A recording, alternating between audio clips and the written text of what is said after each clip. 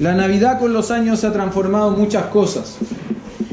Y nuestra cultura, nuestra sociedad ha ido tras cosas que no son precisamente la Navidad y el centro de la Navidad.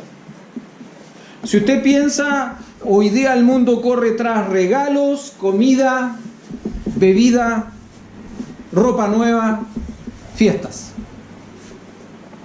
Pero fíjese qué interesantemente, me faltó decir algo más, adornos, también. Ahora, déjeme decirle algo interesante, porque el mundo corre tras esas cosas y de alguna forma ha influenciado a la iglesia para que corra, quizás no tras las mismas cosas, pero para que corra por cosas paralelas que no son precisamente el centro de la Navidad. Muchas iglesias hoy corren tras programas de Navidad donde abundan los ángeles, donde abundan los pastores, abundan los pesebres, los animales del pesebre, pero donde falta Cristo. Yo le pedí a Maritza que pudiésemos ver un video. ¿Lo pueden mostrar ahora? Mire, me llamó la atención ayer, me llegó este video y me llamó mucho la atención. Se complicó el pesebre o la Navidad en esa iglesia, ¿no? ¿Sabe que es interesante? Pero esto que parece tan gracioso, tan divertido, de hecho cuando lo vi me imaginé a algunas de nuestras niñas. Me imaginé a la Gracia, me imaginé a la Noé, me imaginé a la Flo, que son las más chiquitas, ¿no? Me las imaginé por un momento. Esto que puede parecer tan gracioso, creo que grafica muy bien lo que hoy por hoy está pasando también en muchas de nuestras iglesias, quizás incluso en muchos de nuestros hogares. Cristo ha salido del centro de la Navidad. Nos hemos olvidado que el verdadero sentido de la Navidad es la persona de Jesucristo.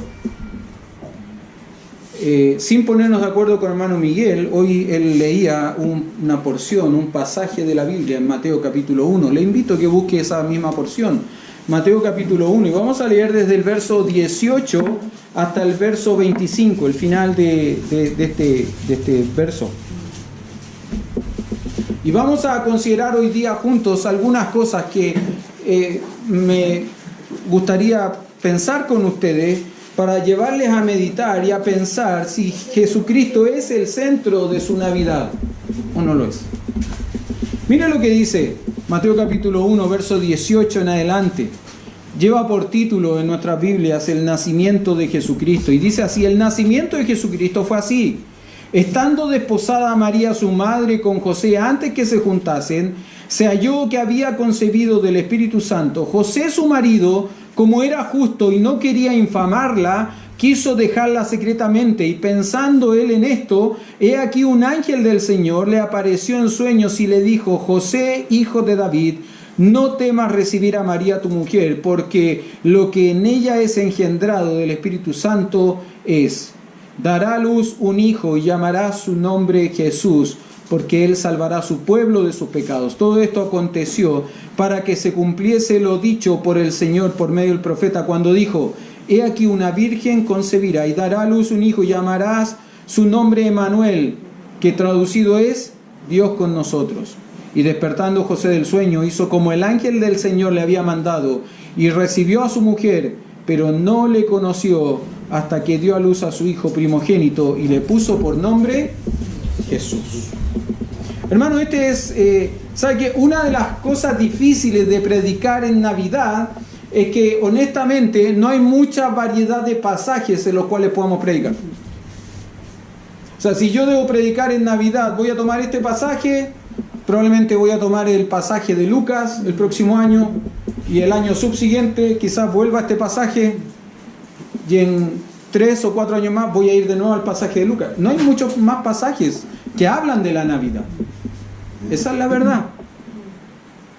Ahora, una vez un pastor me dijo: Gonzalo, cuidado con exprimir los limones en tu predicación hasta el final y sacarle todo el jugo al limón, porque algún día vas a tener que volver a exprimir el mismo limón, y si lo secaste la primera vez no vas a tener jugo que sacarle la siguiente.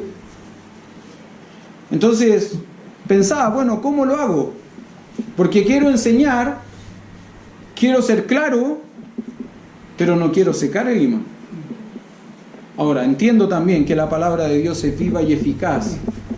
Y ella, en su vida y eficacia, puede enseñarnos cada vez que la leemos y que aprendemos de ella, ¿no? Pero pensaba en esto, pensaba en que Jesucristo es el centro de nuestra Navidad, no la fiesta, no la comida, no la bebida, no los adornos, no los regalos, no los ángeles, no los pastores, no el pesebre, no María, no José, Jesucristo. Él es el centro de la Navidad. Yo no sé si usted ha escuchado alguna vez la frase de que la Navidad es para los niños. ¿La ha escuchado? ¿La ha usado? ¿Sí? Quiero decirle algo, con mucho amor y respeto, quiero corregirle. Si usted ha usado esa frase, está equivocado. La Navidad no es para los niños solamente. La Navidad es para todo hombre pecador que necesita un redentor. Recuerde lo que escribe Mateo. Mateo escribe en el capítulo 1, verso 21, la instrucción del ángel a José: y dará a luz un hijo y llamará su nombre, ¿cómo? Jesús. ¿Por qué? Porque él salvará a su pueblo ¿de qué? De sus pecados. La palabra Jesús tiene esa significación: salvador, salvación. Es una transliteración de la palabra Josué, de la palabra hebrea Josué, que significa Jehová es salvación. Cuando el ángel le está hablando a José, déjeme decir algo, de José poco hablamos. De hecho, la Biblia habla poco de José. Pero hay algo que me llama la atención: que lo que la Biblia habla de José, todo es bueno, nada es malo. Era un hombre recto, un hombre justo. Acá se nos dice en este relato que era el marido de María. En estricto rigor todavía no eran esposos, todavía no eran marido y mujer. Ellos están en el periodo del desposorio, donde José está preparando su casa, María está preparando su vestido, se está preparando para venir a ser la esposa legal de José. Ahora, a los ojos del pueblo, a los ojos de la gente, ellos dos ya están casados, están comprometidos y nada va a romper ese compromiso. Y en ese periodo de tiempo en el cual están separados como novios, preparándose para el matrimonio formalmente, se encuentra que María está embarazada y él, que es noble, quiere dejarla secretamente. Y alguien podría decir: pero ¿cómo, pastor? Si es tan noble, ¿no la deja secretamente? No, sí, por nobleza la deja secretamente, porque si no, él tendría que haber venido ante los ancianos de la ciudad para denunciarla, y eso hubiese significado que María hubiese muerto apedreada. ¿Por qué? Por ser infiel.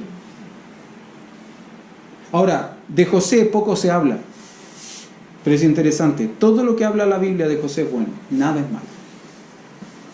Un verdadero hombre justo. Ahora, José, en este proceso de temores, de incertidumbre, de saber que su mujer, su prometida, está embarazada, que ese hijo no es de él, en este periodo de incertidumbre donde él quiere dejarla secretamente, es que se le aparece el ángel y le va a decir a José, ¿no? Le va a decir a José, verso 20: y pensando él en esto, he aquí un ángel del Señor le apareció en sueño y le dijo: José, hijo de David, no temas recibir a María tu mujer, porque lo que en ella es engendrado del Espíritu Santo es. Ahí podemos ver también que no solamente era un hombre justo, era un hombre de fe. Porque imagínense que a cualquiera de nosotros nos dijesen que nuestra mujer está embarazada, que no es de nosotros, es del Espíritu Santo. ¿Qué diríamos?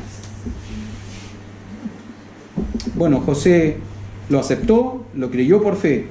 Y dará a luz, verso 21, un hijo, y llamará su nombre Jesús, porque él salvará a su pueblo de sus pecados. Mire, la Navidad no es para los niños solamente. La Navidad es para todo hombre y mujer que necesita un Salvador. Vale decir, es para todo el mundo. para todo el mundo.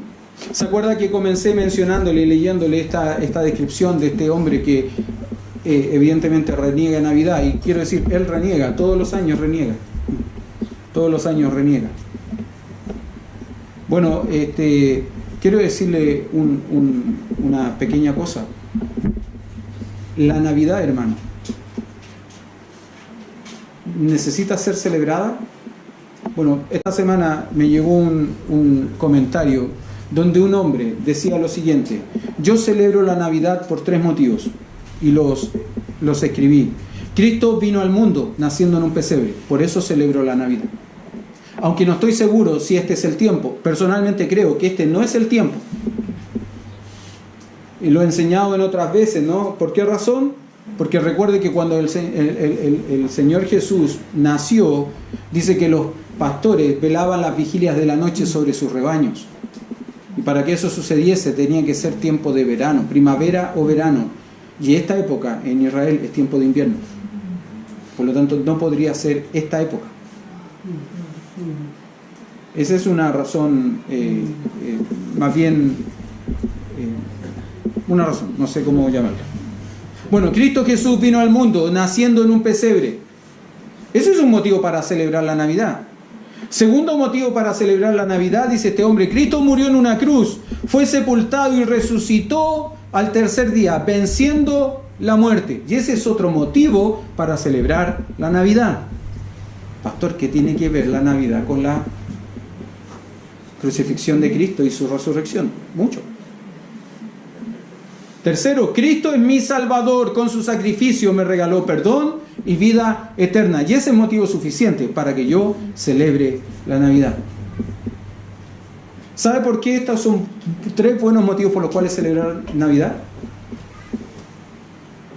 Porque los 2 segundos motivos, el segundo y el tercero, no serían posibles sin el primero.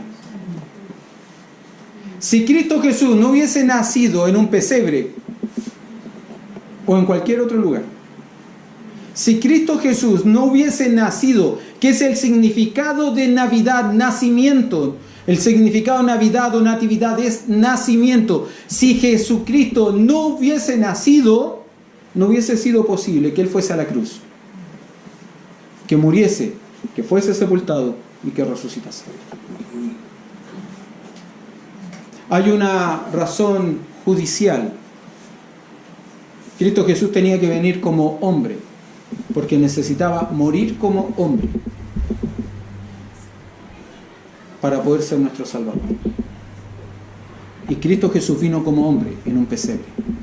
Ahí tengo 3 buenos motivos, 3 buenas razones por las cuales celebrar Navidad.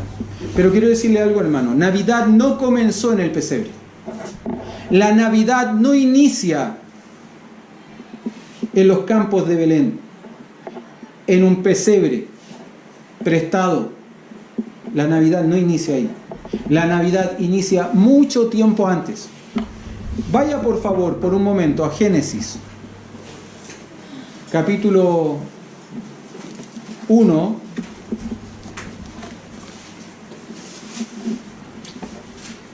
Usted en el capítulo 1 y capítulo 2 va a ver el relato de la creación.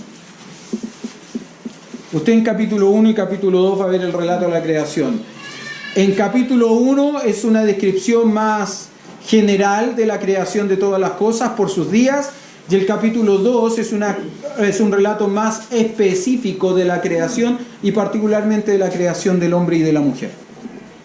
Ahora, usted verá que al finalizar cada día de creación, Dios dice algo. Note cómo dice, verso 10, al final del verso 10, dice que Dios vio, y vio Dios que era bueno.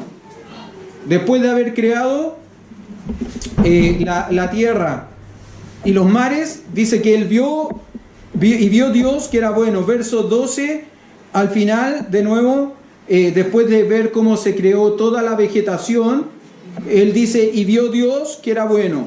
Verso 18, después de crear, de separar la luz de las tinieblas, de crear el sol, la luna, las estrellas, dice que vio Dios que era bueno. Verso 21, después de crear toda la fauna, dice, y vio Dios que era bueno. Verso 25, después, en el 21 la fauna marina, en el verso 25, después de crear la fauna terrestre, dice, y vio Dios que era bueno. Pero fíjese cómo después de crear al hombre y a la mujer, que son la corona de la creación, verso 31, dice, y vio Dios todo lo que había hecho, y aquí que era bueno en gran manera. Y ahí hay una distinción, ¿no? Después de que crea al hombre y a la mujer, Dios dice, miró todo lo creado y vio que era bueno en gran manera. Como les dije, el capítulo 2 es un relato más detallado de la creación del hombre, pero ya en el capítulo 3 las cosas cambian. Porque el capítulo 3, ¿qué es lo que hace? ¿Qué nos relata? La desobediencia, la caída del hombre, ¿no? El pecado de Adán, ¿no es cierto? Nos muestra cómo la serpiente tienta a Eva, la Eva cede, producto de eso lleva del fruto del árbol de la ciencia del bien y del mal a su esposo, los dos comen, desobedeciendo a Dios, comprenden, ¿no es cierto?, notan cosas, pierden su inocencia, notan cosas que antes para ellos eran naturales, notan que están desnudos y sienten vergüenza, se arrancan, se tratan de esconder de Dios. Dios les busca. Adán, ¿dónde estás tú? Buscando Dios al hombre desde el principio, desde casi el momento mismo de la caída del hombre, Dios ha buscado al hombre. Esto afectó todo, ¿no? Afectó la inocencia de Adán y Eva, afectó la creación, pero también nos afectó a nosotros. Porque desde ese mismo momento nosotros somos pecadores. Pastor, ¿cómo es posible? Si yo ni siquiera nacía, no importa. Pero pastor, ¿cómo es posible? ¿Cómo sabían que yo iba a pecar? Bueno, porque usted no es pecador porque peca porque es un pecador. Dios dice que usted es un pecador, dice que yo soy un pecador. Eso lo dice el Señor. Y mire cómo el pecado de Adán afectó a toda la raza humana. Romanos capítulo 5, verso 12 dice lo siguiente: por tanto, como el pecado entró en el mundo por un hombre y por el pecado la muerte, así la muerte pasó a todos los hombres, por cuanto todos pecaron. Por cuanto todos pecaron. ¿Sabe, hermano? Usted y yo pecamos juntamente con Adán en el huerto de Edén. Usted y yo. Si Adán no se hubiese llamado Adán, se hubiese llamado Gonzalo Ugalde, y si Eva no se hubiese llamado Eva, se hubiese llamado Sandra Escárate, ustedes serían igualmente pecadores, porque nosotros igualmente hubiésemos hecho lo mismo que hizo Adán y Eva en el huerto de Edén. Y si usted cambia el nombre de Adán o el nombre de Eva por su nombre, hubiese sucedido exactamente lo mismo. Exactamente lo mismo. Quiero decir algo más. El capítulo 3 no solo nos relata la caída del hombre, sino que el capítulo 3 del libro de Génesis nos habla de la primera promesa de Dios al hombre de que vendría un Salvador. Si usted lo ve, véalo junto conmigo, Génesis capítulo 3, verso 15.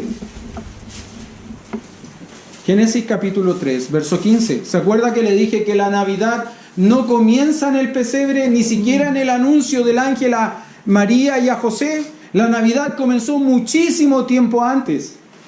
Ya en Génesis capítulo 3, 15, con esta promesa se nos está haciendo una referencia a la Navidad, al nacimiento de nuestro Salvador. Génesis 3, 15 dice: y pondré enemistad entre ti y la mujer, y entre tu simiente y la simiente suya. Esta te herirá en la cabeza, y tú le herirás en el calcañar. Y pondré enemistad entre ti y la mujer, y entre tu simiente y la simiente de ella, entre tu descendencia, esa es la idea de simiente, y la descendencia de ella. Luego dice, esta te herirá en la cabeza, la simiente de la mujer te herirá en la cabeza, una herida mortal, y tú le herirás en el calcañar. El calcañar es la parte del talón del pie del hombre o del ser humano, y es una herida dolorosa, muy dolorosa, pero no es una herida mortal.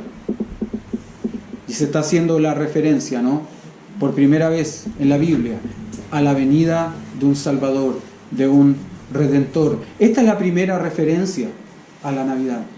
Pero aún la Navidad no inicia acá. Aún la Navidad no parte acá. El apóstol Pedro nos dice algo que para nuestras mentes finitas es difícil de comprender si no se acepta solo por fe. Mire lo que dice Primera de Pedro, capítulo 1, verso 18 en adelante. Sabiendo que fuisteis rescatados de vuestra vana manera de vivir, la cual recibiste de vuestros padres, no con cosas corruptibles como oro o plata, sino con la sangre preciosa de Cristo, como de un cordero sin mancha y sin contaminación. Y mire lo que dice el verso 20. Ya destinado, ¿desde cuándo? Desde antes de la fundación del mundo, pero manifestado en los postreros tiempos, por amor a vosotros. La Navidad, hermano, el nacimiento de Cristo fue algo que Dios presupuestó, determinó en la eternidad. Antes de que todo fuese creado, Él ya sabía que el hombre que iba a ser la corona de su creación iba a pecar. Antes de que todo fuese creado, antes que el hombre pecase, Dios sabía que el hombre necesitaría un redentor. Y el plan de redención se elaboró en la eternidad. Y en ese plan de redención estaba presupuestada la Navidad. ¿Se acuerda que le mencioné 3 buenos motivos por los cuales debemos celebrar la Navidad, no? O podemos celebrar Navidad. Creo que este es un buen motivo. Recordar lo que Dios pensó en amor por mí, por usted, para usted, aún antes de la fundación del mundo. Fuimos rescatados de nuestra vana manera de vivir, no con cosas corruptibles como oro, plata o piedras preciosas, sino por la sangre preciosa de nuestro Señor Jesucristo, como de un cordero sin mancha, ya destinado desde antes de la fundación del mundo.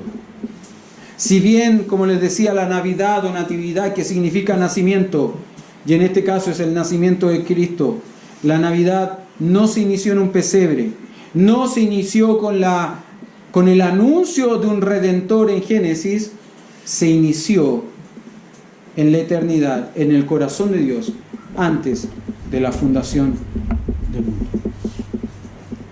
Luego la Navidad fue profetizada con detalles muy exactos.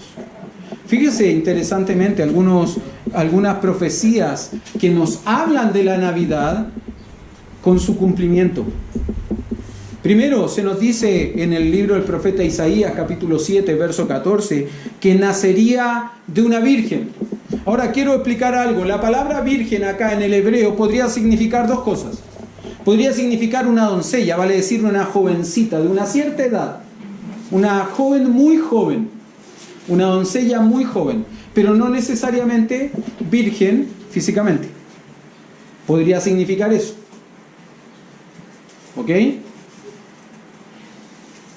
Pero está lo que creo que es mi convicción personal, y creo que es la convicción de muchos de nosotros, que también podría significar una virgen que nunca fue o nunca conoció varón, nunca perdió el sello de su virginidad. No quiero explicar mucho, ustedes creo que entienden, porque habéis jovencitos a los cuales nunca quiero abrirle mucho los ojos, entonces no quiero explicar mayormente. Creo que cuando el profeta Isaías habla de virgen acá se está refiriendo a esto. Ahora, luego dice Isaías 7:14, por tanto, el Señor mismo dará señal, he aquí que la virgen concebirá y dará a luz un hijo y llamará su nombre Emmanuel. Ahora, ¿dónde encontramos el cumplimiento de esta profecía, de esta promesa hecha de parte de Dios respecto del nacimiento del Mesías prometido a la nación de Israel? Bueno, en el texto que juntamente leímos con el hermano Miguel, ¿no? Mateo capítulo 1, versos 22 al 25. Mire cómo dice, aunque nos vamos a limitar a lo que dice directamente el texto, verso 22. Dice: todo esto aconteció para que se cumpliese lo dicho por el Señor por medio del profeta cuando dijo. ¿Qué dijo? He aquí una virgen concebirá y dará a luz un hijo y llamará su nombre Emmanuel. Ahora, este nombre, este pasaje además nos da una significación distinta al de Isaías, porque Isaías solo menciona que se le llamará Emmanuel, pero Mateo además nos indica cuál es el significado de la palabra Emmanuel. ¿Qué significa? Que traducido es Dios con nosotros. Dios con nosotros. Déjeme decirle algo, hermano. Cristo no solo es Dios con nosotros, Cristo también es Dios en nosotros cuando nosotros creímos por fe en su salvación. Y eso es una gran mayoría, una gran bendición. Una gran bendición. Cristo no solo es Dios con nosotros, sino que Cristo también es Dios en nosotros cuando nosotros creemos en Él para nuestra salvación. No solo se prometió, no solo se dijo que Él nacería de una virgen, sino que también se dijo que Él nacería en una ciudad particular. Mire lo que dice Miqueas capítulo 5, verso 2. Miqueas capítulo 5, verso 2 dice: pero tú, Belén Efrata, pequeña para estar entre las familias de Judá, de ti me saldrá el que será Señor en Israel, y sus salidas son desde el principio, desde los días de la eternidad. Pero tú, Belén Efrata, pequeña para estar entre las familias de Judá, de ti me saldrá el que será Señor en Israel. ¿Dónde encuentra su cumplimiento este pasaje o esta profecía? Lucas capítulo 2. Lucas capítulo 2, verso 1 al 7. Aconteció en aquellos días que se promulgó un edicto de parte de Augusto César, que todo el mundo fuese empadronado. Este primer censo se hizo siendo Cirenio gobernador de Siria, e iban todos para ser empadronados, cada uno a su ciudad. Y José subió de Galilea a la ciudad de Nazaret, a Judea, a la ciudad de David, que se llama Belén, por cuanto era de la casa y familia de David, para ser empadronado con María su mujer, desposada con él, la cual estaba encinta. Y aconteció que estando ellos allí, se cumplieron los días de su alumbramiento, y dio a luz a su hijo primogénito, y lo envolvió en pañales y lo acostó en un pesebre, porque no había lugar para ellos en el mesón. ¿Por qué Belén? ¿Por qué Belén? ¿Por qué en otra ciudad? ¿Por qué no Jerusalén, que era la ciudad más importante? ¿Por qué Belén? Bueno, Belén tenía una particularidad. Belén era la ciudad donde se había criado el rey David. Y el Mesías, una de las cosas que hará el Mesías será venir a cumplir, ¿no es cierto?, la promesa hecha al rey David de que de sus lomos saldría el Mesías. Pero esa no es la razón más importante. Usted recuerda cuál era el oficio de David antes de ser rey, ¿no? ¿Cuál era? Pastor de ovejas. Bueno, allí en Belén fue donde él escribió el Salmo 23. En los prados de Belén fue donde él escribió el Salmo 23, el Salmo del buen pastor. Era donde abundaban los rebaños. Pero en Belén particularmente era donde nacían y se criaban los corderitos pascuales. ¿Y qué era un corderito pascual? Eran los animales que se sacrificaban en la Pascua para expiación de los pecados del pueblo. Qué buen lugar, qué lugar más propicio para que naciese el Cordero de Dios, como lo reconoció su primo, el profeta Juan el Bautista, cuando lo vio y dijo: he aquí el Cordero de Dios que quita el pecado del mundo. Era el lugar preciso propicio para que naciese el Señor Jesús, el Cordero de Dios que quita el pecado del mundo. Note cómo se cumplen las profecías. Ahora es interesante, ¿no? Porque para que esta profecía se cumpliese, mire lo que hace Dios en su soberanía. Determina que se promulgue un edicto real que obliga a todas las familias del reino ser censadas. Ahora, el censo para nosotros nos cuesta entenderlo, ¿no? Porque viene un censor, un censista, no un censor, viene un censista a nuestra casa y nos entrevista, ¿verdad? ¿Sí? Bueno, en este tiempo no. En este tiempo el censado tenía que ir donde el censista, pero hay un pequeño detalle. Tenía que ir a la ciudad de sus padres para ser censado en ese lugar. Recuerde que una de las cosas importantes para la nación de Israel era poder determinar, entre otras cosas, su ascendencia familiar, poder determinar a qué tribu, a qué familia particularmente pertenecía. Si cada familia era censada en el lugar donde vivía, era muy probable que esa línea se perdiese. Entonces cada uno debía llegar allá.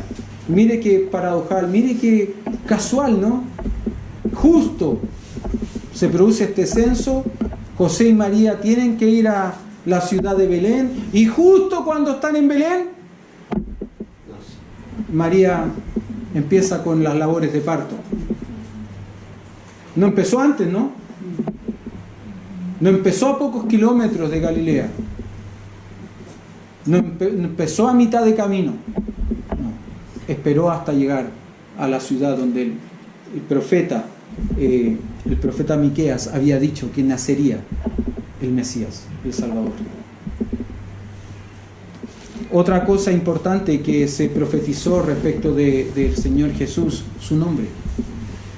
Fíjese, lo vimos en Isaías capítulo 7, verso 14, ¿no? No solo que nacería de una mujer, de una virgen, no solo que aquí una virgen concebirá y dará a luz un hijo, sino que además se le iba a llamar con un nombre particular.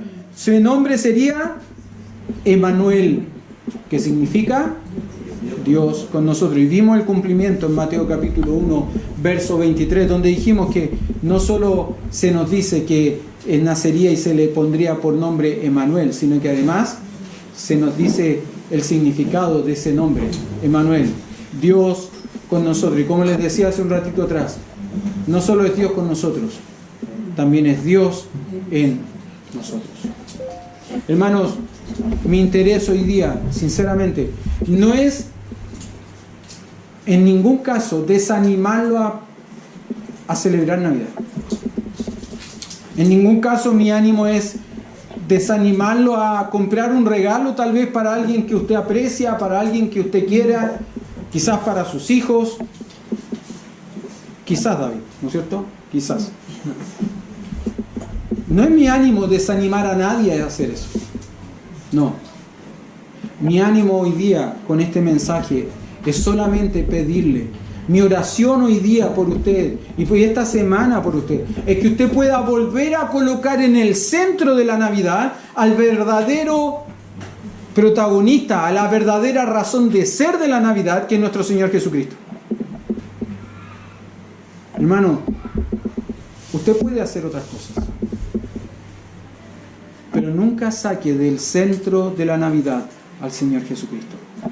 Que Él sea el centro esta semana, estos días, en su corazón, en su mente, en sus pensamientos, en su adoración, en toda su celebración.